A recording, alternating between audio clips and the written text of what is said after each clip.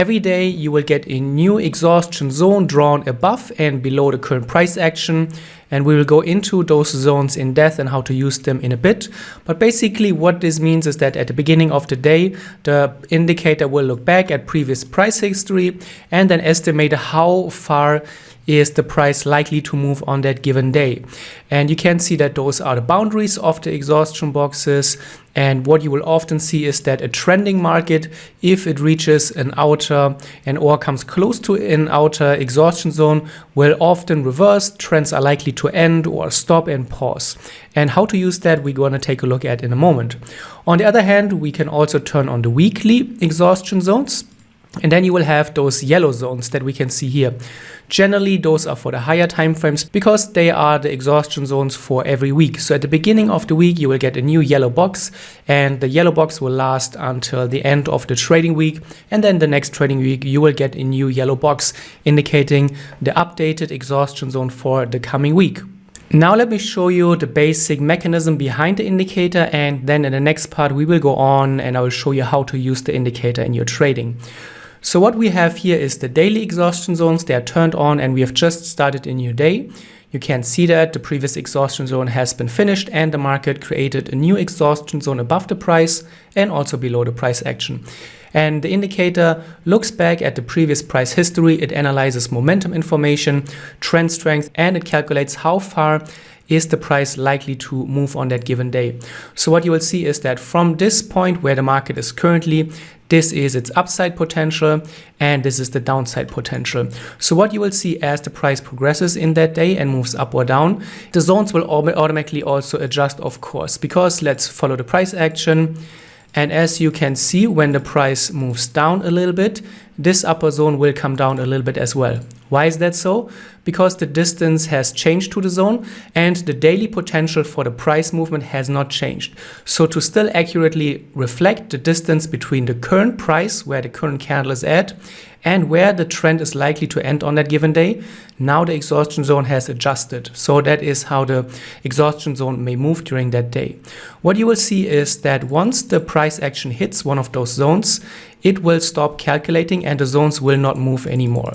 So you can see here when we follow the price action, price is now reaching the lower zone and the upper zone has disappeared because this market for that given day has reached its daily potential. So this is how the indicator is working and this is how we've set it up to show you the price potential. So once the price action has reached the upper or the lower zone, the opposite zone will disappear because this market has now fulfilled its daily potential. And very often you can see that the market is reacting at those zones.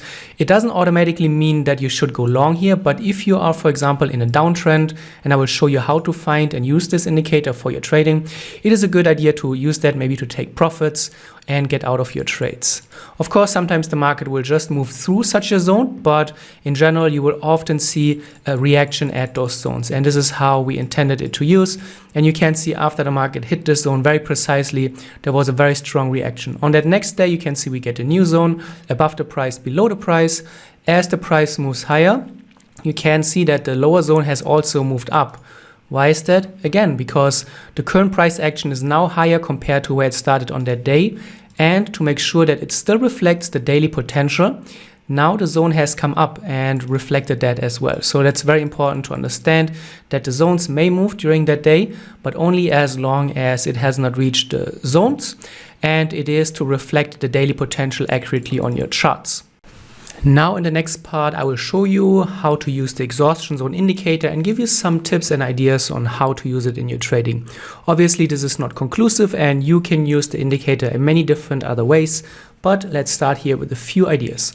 First of all, when we look at this chart, you can see we are in an overall downtrend. The market has been moving lower steadily, so it makes sense to look for trades into the trend direction, in this case short. What we can see is that we are currently looking at a flag pattern here. So on that given day, the market moved higher slightly, not really strongly, and we have built this flag pattern. We can even add here this upper trend line to really define the flag. And the indicator now helps us to estimate, is there enough room for the trade to move? So if we want to go short on the breakout, is there enough space between the price and the lower end of the exhaustion zone? This is important to note because if we want to take profitable trades, we must make sure that there's enough room for the price to move. If, for example, you would take a trade and right away have the exhaustion zone be there, it wouldn't make too much sense because the market has not a chance and there's a low likelihood for the market to actually move in your favor quite a bit. But in this case, it looks good, and a breakout out of the flag could be an interesting trading idea because there's enough room to the downside. So now the market has broken out of the flag. We see a retest in the flag, which is also a separate signal. And you can see the market started to move lower, and we follow the price action here as it unfolds on that day. And now the market has reached the lower end of the exhaustion zone. Of course, there's a chance that the market will just move lower through that exhaustion zone, but we would recommend to at least consider taking partial profits if you are not using that as a complete exit for your trades, because the likelihood that the market may move through it is very low. Of course, sometimes it may move completely through the zone, but that is very rare. Usually happens during news events or other very important unfoldings in the world of trading. And you can see here, when we just follow the price a little bit, the market did move actually a little bit lower before it then turned around, and you can see the market did reverse higher. So first of all, it makes a lot of sense to look for the potential. Is there enough room for you to make enough profits? And also you could use that zone then to time your exits in an effective way. Here is a different example, and we are also looking at a potential breakout idea. You can see the market move back into a previous high. And when we look at the exhaustion zone now, the exhaustion zone is now very close to where the potential breakout level is. So there's very little room here. And in this case, it would probably not make a lot of sense to get into a breakout trade on that day, because the likelihood that the price may reverse here is quite high. Of course, sometimes it will break higher, but in trading, we always want to make sure that we have the odds on our sides. And in this case, we really don't want to trade into such a very important obstacle. The reason why the exhaustion zone is already so close is because here is where the price action started on that day.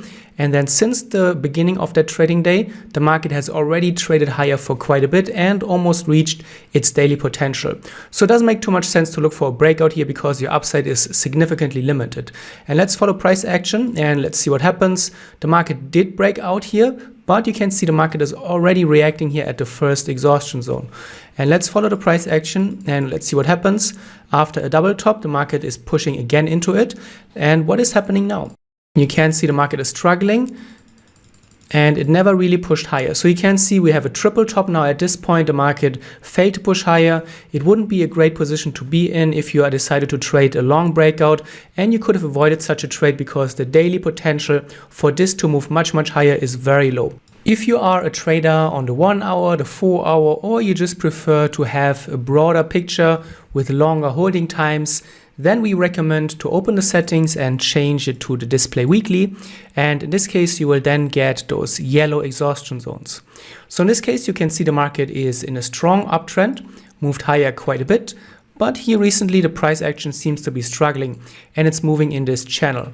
So in this case, we could think about a potential trade idea here as a reversal or as a continuation. So either thing, you could create a trading plan and make sure that you are trading a breakout. As soon as the price breaks out of this range, out of the channel, you are going to initiate a short, or maybe you trade a break and retest approach.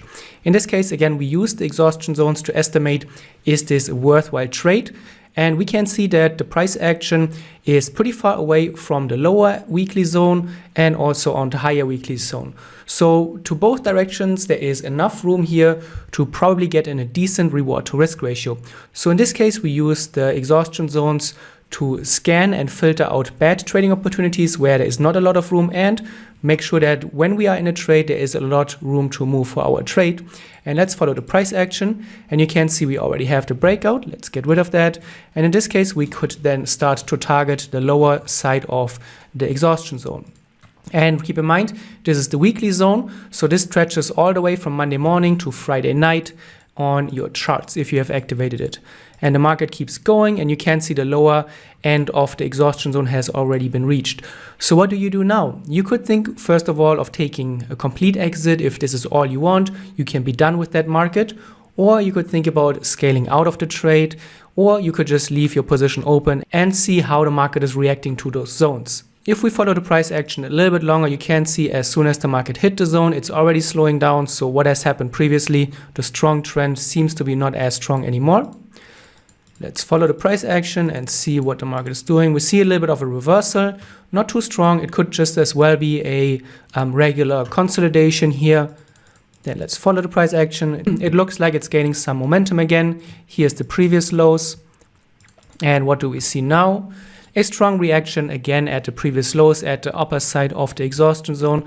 So at this point, it doesn't make a lot of sense to hold your short position if you are still holding some portions, because the market has shown not only that it is struggling here after reaching its weekly potential, but also it failed to break through another low. So at this point, it's very unlikely to see a further continuation, and you're better off closing that trade instead of holding it and hoping that it may return to the downside. Some traders may start using the exhaustion zones to find trade reversals. So maybe you have missed the boat and you didn't participate in this nice daily trend. And then you see the market is reacting and reaching the zones here. However, this can be a little bit more risky because there's a chance that the daily trend will just continue. So first of all, we never recommend to start using and trading blindly just because the market has reached the zone and then get into the opposite direction. We would always recommend to wait for a little bit more confirmation. First, wait for the market to move away from the zone, then wait for the market to establish here a consolidation area, and then think about trading a breakout or a pullback approach away from the zone. That is a more realistic and more robust approach than blindly shorting just because the market has reached the upper end of an exhaustion zone. Here is an example of how we can use the weekly zones to find reversal trades. The weekly zones carry a little bit more weight than the daily zones, and there's a higher chance that after a trending period, when the exhaustion zone on the weekly has been reached, there's a higher chance that the market will actually reverse. However, again, we never trade those blindly, and we're going to look for some confirmation. So here we can see overall the market has been in an upwards trend for a long time, multiple weeks as the exhaustion zones indicate, and the market has reached this higher zone. It also did that last week, but eventually it kept going higher. So what do we do now? First of all, we estimate and analyze the market structure. We can see the market has been making higher lows and higher highs. As long as this structure is in place, we will not go short against this market because this classifies an upwards trending market. We can follow the price action. You can see we have a reaction here at the previous low. The market keeps moving higher. And now things have changed quite a bit. You can see that the market moved into the previous highs, back into the exhaustion zone for a second time. Now we not only have a double top, which has held, but you can see we have a very strong reaction. This bearish candle engulfs the last few days of price action. So this is a very strong signal because it indicates a very strong sudden shift of the bullish and the bearish powers. It also fits into this context perfectly. We have reached the exhaustion zone. The price has been trending for a few weeks. It makes sense that many traders are looking for exits. And also we have this failed breakout at the double top. Now what we are doing is we're waiting for the market to break the structure before we get into a trade. You could, for example, go to a lower time frame, look for a breakout trade, trade a break and retest approach, or use any other approach that you are familiar with.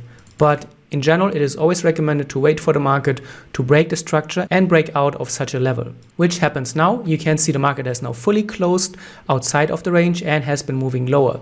So now the market has actually changed the trend dynamics, and it went from making higher highs and higher lows to failing to make a higher high, and now for the first time making a lower high. So this indicates a very strong signal in the markets that the trend is reversing. You can see the market is making a retest. It moved higher, tested the previous candle lows, and let's see what happens now. It seems like the retest is successful. The market has been moving away after the retest, and now you can see the trend is unfolding to the downside, away from the exhaustion zone and away from this double top. Approaching your reversals with the exhaustion zones this way is a more robust approach because you're not only trading based on the exhaustion zones, but you're looking for the context of a very strong trend that is slowing down, having a failed breakout at the double top, a huge candlestick, a breakout approach on the lower time frame. This will turn into a pullback approach, and then this is how you may find much better trading opportunities using the exhaustion zones to look for reversals.